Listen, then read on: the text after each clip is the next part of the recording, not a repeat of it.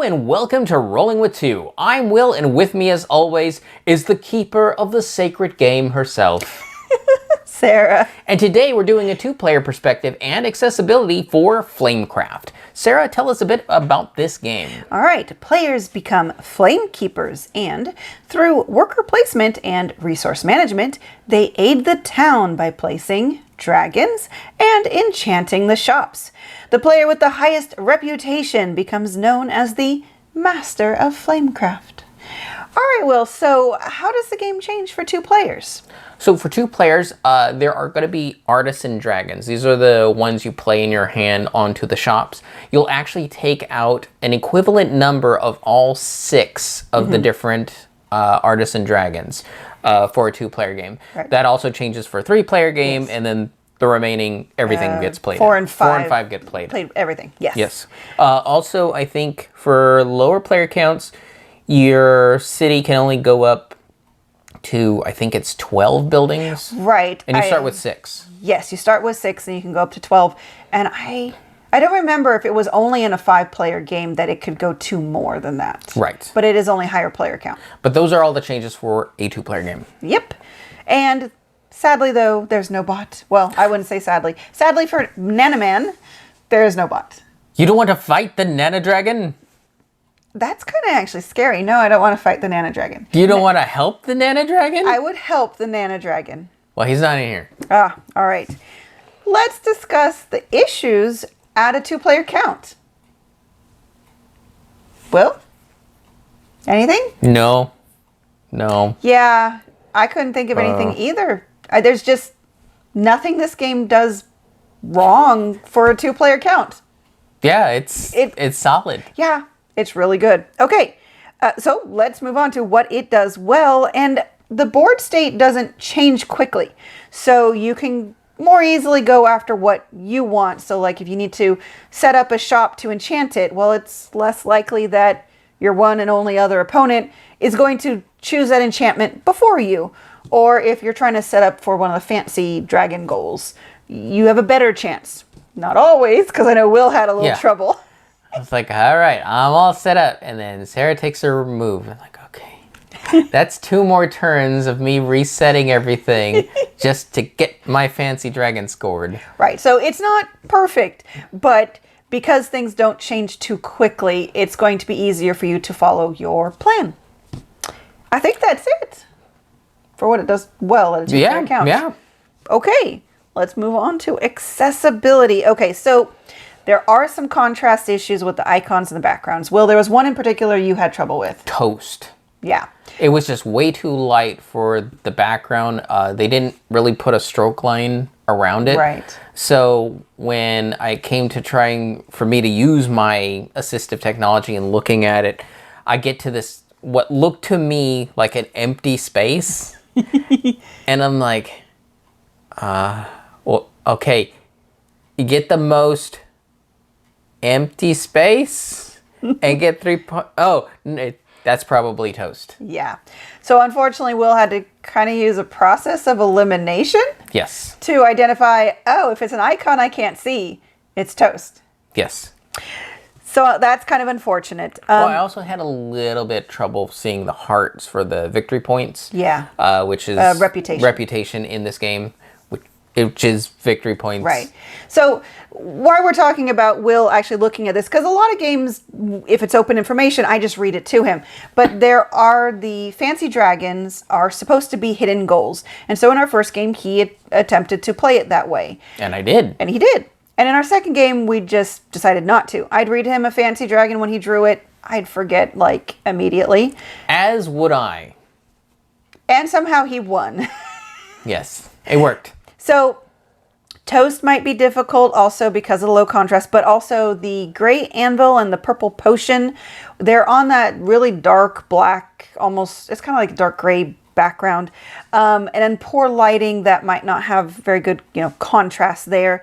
And there's white text on light blue and yellow background. Now, the good news there, it's the dragons' names. They're not the most important thing. They're cute, don't get me wrong. Yeah. But you don't need to know the names of the artisan dragons. It's what type they are that matters, because all of them have the same ability of the same. If they're leaf, or anvil, they all have the same ability, regardless of what they're named. Right. Also, some of the dragon meeples. Now, we have the deluxe edition, so we actually have the dragon miniatures. So all the miniatures are uniquely shaped along with their color.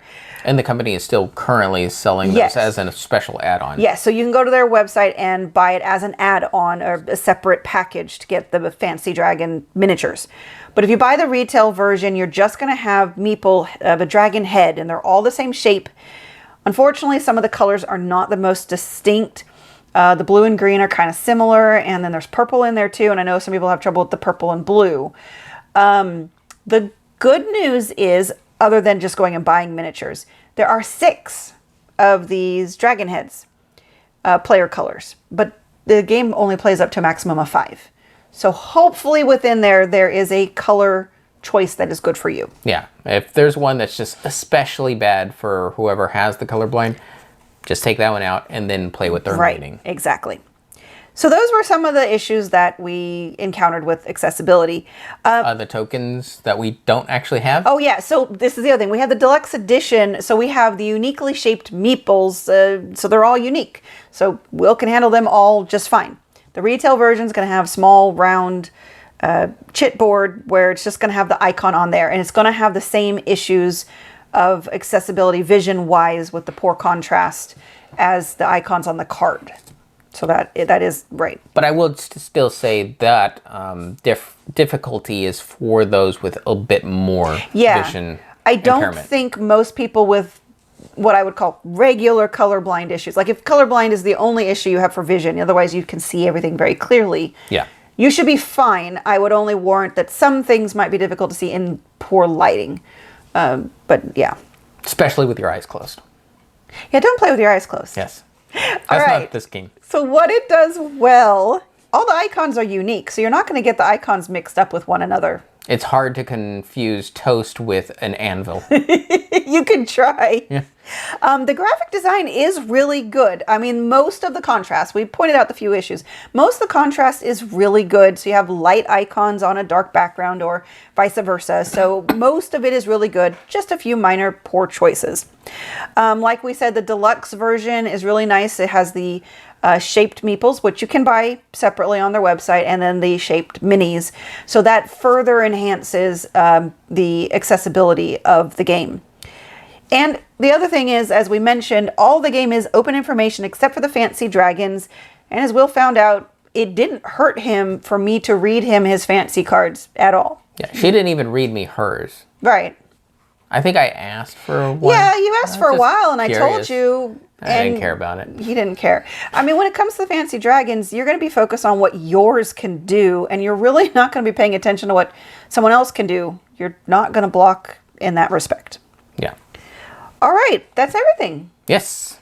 So for conclusion, So for 2 players, would you recommend Flamecraft? I would. We didn't find any major issues, and there's a lot of positive tactical aspects to the game. Yeah, everything about this game, I'm a hardcore gamer. I found light, but I found it evolved nicely. And sometimes you don't see that in a 2-player game. Yeah. And so for it to still exist pretty heavily in a 2-player game was very nice.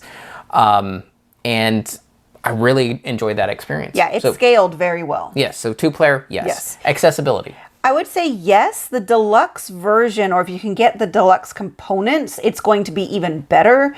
But yes, for the most part, the issues should not stop most people.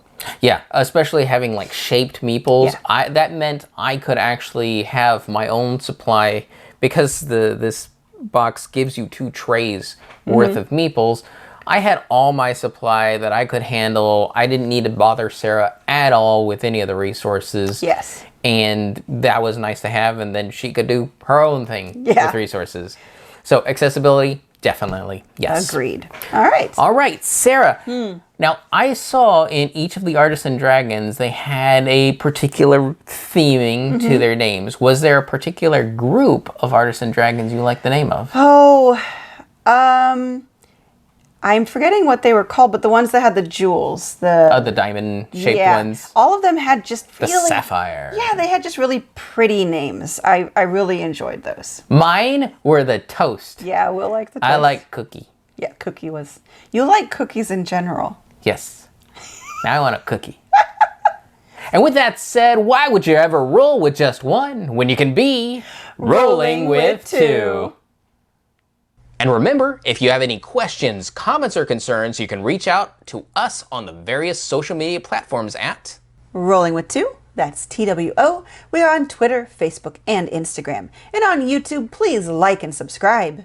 And if you have time, check out the other content Nanaman has found for you, because remember, he's rolling with you.